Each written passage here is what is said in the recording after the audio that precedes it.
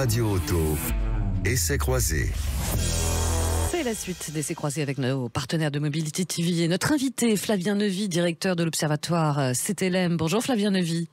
Bonjour. Merci d'être avec nous ce matin. Alors justement, ce jour de Noël, on va commencer par faire les fameuses rétros de fin d'année. Pas facile, mais quel est pour vous le fait marquant de cette année 2022 sur le marché de l'auto ? Ce qui est très marquant, ce qui est inédit en réalité, c'est qu'on a assisté à une pénurie de voitures. C'est-à-dire qu'il y avait plus de clients que de voitures disponibles chez les concessionnaires, chez les constructeurs. Ça, c'est complètement inédit. C'est le résultat de la pénurie des composants électroniques que l'on connaît maintenant depuis 2 ans. En fait, cette pénurie a commencé après la crise sanitaire. Et c'est vrai que l'industrie automobile, qui est une industrie qui paye moins bien les fournisseurs que certaines autres industries, comme le téléphone portable, par exemple la téléphonie ou l'électronique grand public, a été servie après toutes ces industries. Et donc, il y avait plus de clients que de voitures et ça a pénalisé le marché pendant, on va dire les 2/3 de l'année, même si on constate une légère amélioration en cette fin d'année. Donc, incontestablement, le fait qu'on ait manqué de voitures, c'est assez inédit. Oui, c'est ça.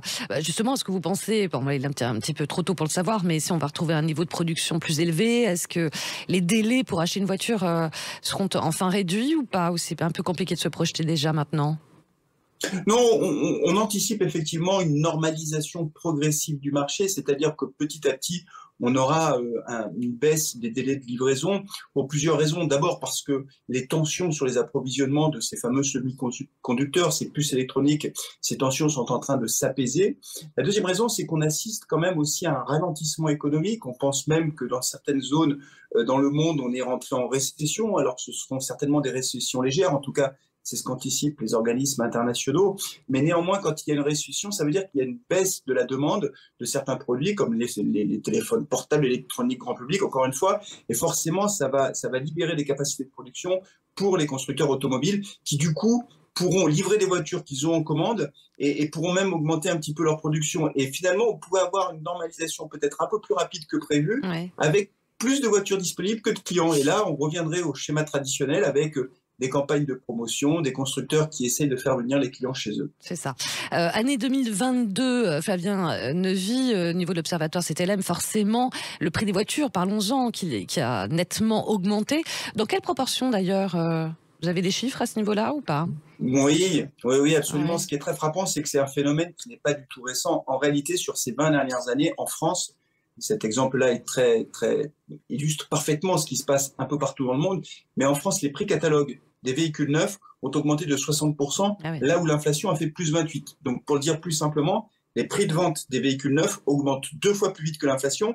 Et si on compare par rapport à l'évolution du salaire médian en France, les prix des véhicules augmentent 4 fois plus vite que les salaires médians. Donc, on a un vrai problème aujourd'hui qui est que les voitures neuves sont à des prix stratosphériques que beaucoup d'automobilistes ne peuvent pas s'offrir ou ne veulent pas s'offrir, ce qui fait, et on l'a vu en 2022, qu'on a un taux de ménage acheteur qui est très faible. 2,2% des ménages français auront acheté un véhicule neuf en 2022.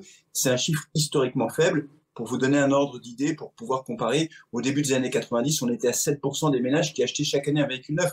Donc on voit bien qu'on est dans une situation extrêmement compliquée. D'où le recours forcément à la location pour beaucoup de Français, le fameux leasing. Vous avez des chiffres là, à ce niveau-là ? Est-ce que ça risque de s'amplifier ou pas, ce phénomène ?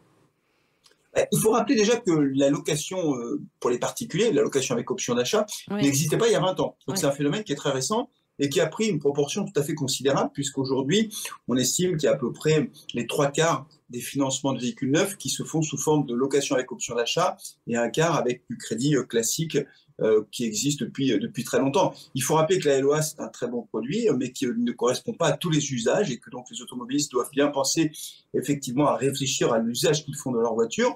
Mais c'est vrai que cette location avec option d'achat illustre quand même le fait qu'il y a une évolution dans la relation à sa voiture.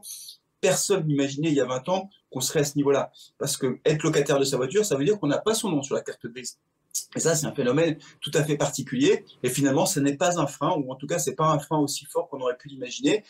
Donc voilà, les choses évoluent et on verra certainement à l'avenir, notamment dans les grandes métropoles, des évolutions encore importantes en matière de mobilité. Parlons maintenant du marché d'occasion. On sait que l'hybride est très recherché. Est-ce que vous pensez que ça va se confirmer en 2023 aussi ? Oui, alors ce qui est intéressant, c'est qu'au-delà des chiffres, hein, un marché qui est en grande difficulté avec tous les phénomènes qu'on a évoqués depuis le début de l'entretien, c'est vrai qu'on voit quand même une évolution forte sur la structure des ventes avec une électrification des marchés qui est très forte. Alors quand on dit électrification, on pense au 100% électrique, bien sûr, mais aussi à l'hybride. Et cette évolution, elle a été très rapide depuis 2020. Et c'est vrai qu'aujourd'hui, le phénomène important, c'est que le marché de l'occasion est en train de se structurer. Et ça, c'est très important. C'est-à-dire qu'il faut qu'il y ait un marché de l'occasion sur le 100% électrique dynamique, mais aussi sur l'hybride. Et donc, on voit bien que le marché de l'occasion profite, lui, pour le coup, de la désaffection des particuliers pour le neuf. C'est-à-dire qu'ils ne peuvent plus s'acheter de voitures neuves, donc ils se tournent vers le marché de l'occasion. On vend en France à peu près 4 véhicules d'occasion pour un véhicule neuf. Là aussi, c'est un ratio qui est tout à fait historique. Ouais. Forcément, on ne peut pas ne pas évoquer les fameux constructeurs chinois, nouveaux acteurs arrivés. Voilà. Est-ce que c'est une menace à court ou à long terme pour les constructeurs européens et notamment français aussi?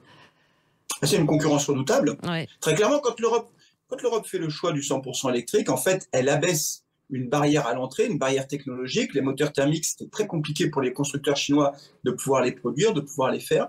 Ils sont très forts sur la voiture électrique parce que ça fait 20 ans qu'ils travaillent dessus. Aujourd'hui, ils font des voitures électriques qui sont globalement performantes et pour eux, le marché européen, c'est une cible prioritaire. Donc oui, pour les constructeurs français, pour les constructeurs européens, l'arrivée des constructeurs chinois, c'est une concurrence sérieuse, supplémentaire, qui va arriver très vite. Et quelle marge de manœuvre alors pour les Européens face à ce concurrent? Ben, ça va être difficile parce qu'en fait, on le sait bien, les critères d'achat des automobilistes, c'est d'une part la qualité des modèles, mais ils font plutôt des voitures de bonne qualité, mais c'est le prix aussi. Et le prix, comme on le dit, c'est un prix qui est très dissuasif pour beaucoup d'automobilistes. Et la voiture électrique, il faut rappeler qu'elle coûte plus cher que la voiture thermique. Donc avoir des voitures électriques moins chères, c'est un enjeu fondamental. Donc tout l'enjeu pour l'industrie automobile européenne, c'est de savoir si les constructeurs seront capables de produire en Europe des voitures 100% électriques à des prix compétitifs ou au moins aussi compétitifs que les Chinois. Franchement, c'est pas un pari qui est gagné d'avance. Ouais, c'est ça. Voiture électrique pas encore démocratique en fait. Hein. Pas du tout, c'est-à-dire qu'elle est réservée pour l'instant à une toute petite partie de la clientèle qui a les niveaux de vie les plus élevés. Tout l'enjeu, c'est de se dire qu'au fur et à mesure qu'on va vendre des voitures électriques en Europe, on va réussir à baisser les coûts de production et donc baisser les prix.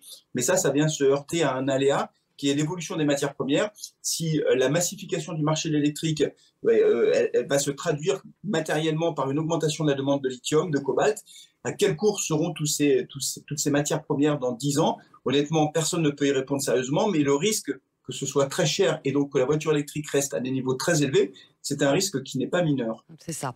Merci beaucoup pour vos lumières et puis voilà pour les enjeux effectivement de cette nouvelle année en 2023 du côté de l'Observatoire CTLM avec Flavien Neuvy. Merci beaucoup. À très bientôt. Au revoir.